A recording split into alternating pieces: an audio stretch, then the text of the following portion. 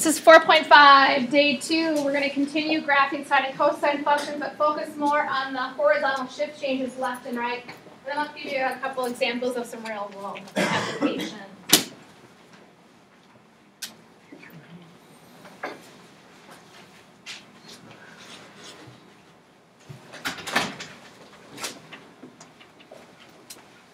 To review, the first slide looks familiar to you. You don't need to write it down. These are the two equations we worked with in sine and cosine functions. Remember, the A represents the amplitude, the absolute value of A. And it also tells you if there's a reflection or not. The B helps you to find the period, 2 pi over B. The translation is your D place. If it's up or down, positive D, you move up. Negative D, you move down. What's new is going to be this slide here that I do want you to write down. We're going to add in a C piece.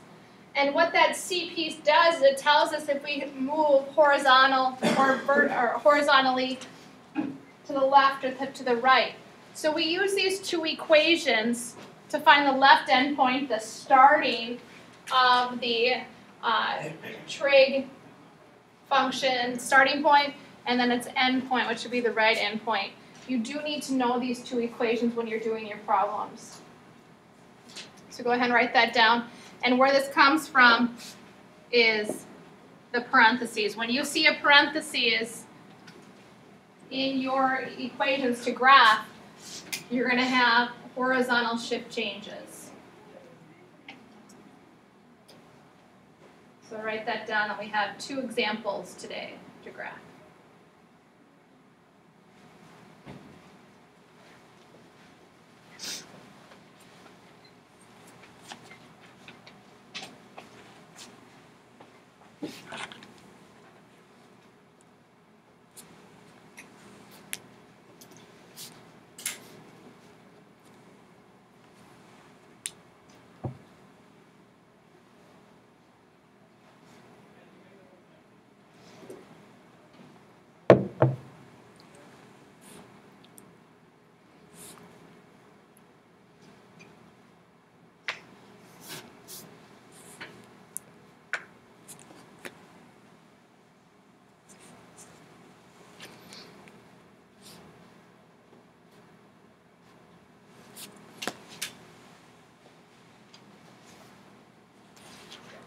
Alright, this piece I just pulled from a different book. You don't need to write it down. This just kind of explains what the effects are overall if you have a change in A, B, C, or D.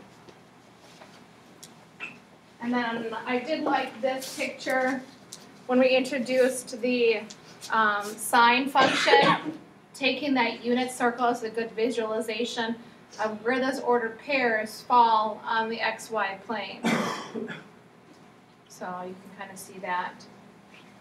All right. First example, f of x equals the sine of x minus pi over 3. I kept this one a little easier, and then the next one will have more pieces to it, a little more changes from its parent function. So just like last week, we want to identify the A to give us the amplitude, the B to find the period. Is there any translations, up or down, left or right? And is there any reflections? So amplitude, what's my A value? 1. So the absolute value of A is still 1. What's my B? It is also 1. Do you agree? So then your period is 2 pi over B, 2 pi over 1, 2 pi. So I didn't change any of that.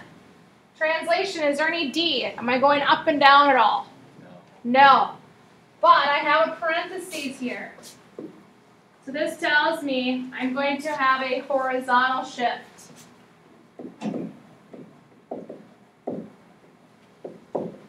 And we're going to use the two equations below to help us to figure out where that horizontal shift will occur. Is there any reflections? Is there a negative A? No, don't worry about that. So below is to tell you where you start the revolution, and where you stop the revolution. So we're going to find the left endpoint. So we're going to take that parentheses, and that's going to be in place of bx minus c. Now, don't worry if it's a bx plus c. It just comes along. So you set this parentheses in place of your bx minus c. It's going to be x minus pi over 3 equals 0. And on the right endpoint, same parentheses, x minus pi over 3 equals 2 pi. And what you do in both of those equations is you solve them for x.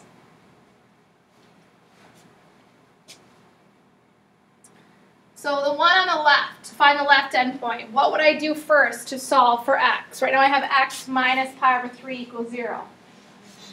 Add pi over 3, yep.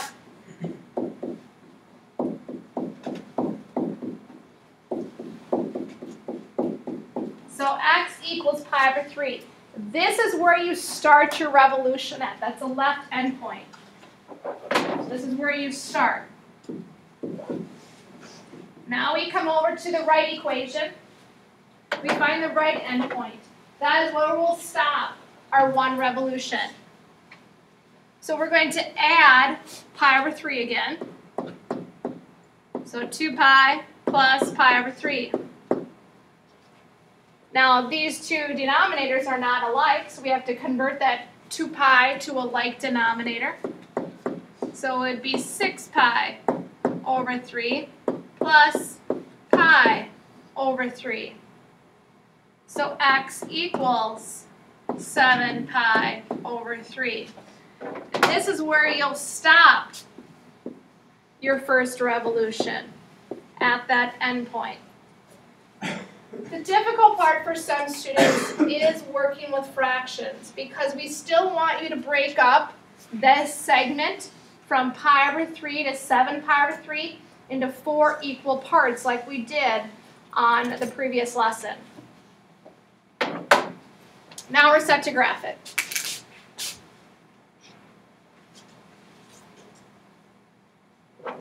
So our amplitude was 1. We had no vertical changes, no reflections. Our starting point is at pi over 3.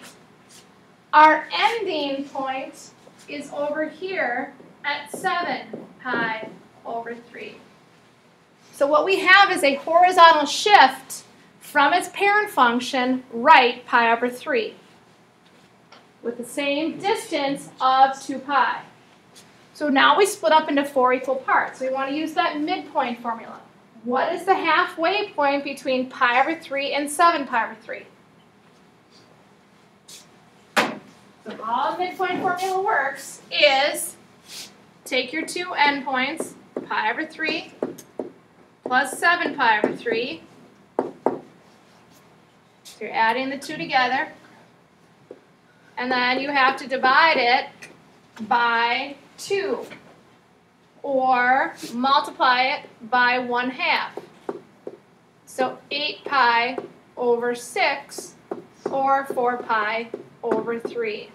So that's the halfway point between pi over 3 and 7 pi over 3.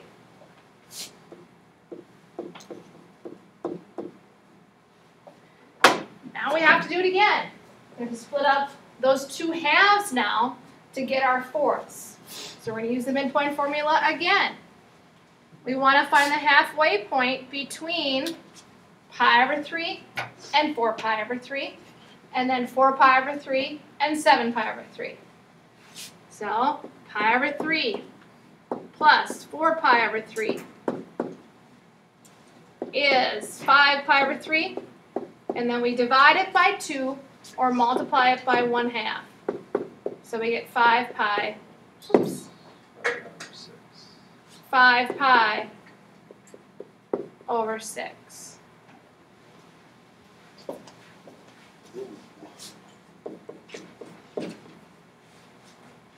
One more time. And they'll start to become faster when you're comfortable with your midpoint formula again. We want to find the halfway between the blue 4 pi over 3 and the black 7 pi over 3. So 4 pi over 3 plus 7 pi over 3 is 11 pi over 3 divided by 2 or multiplied by 1/2. 11 pi over 6. 11 pi over 6.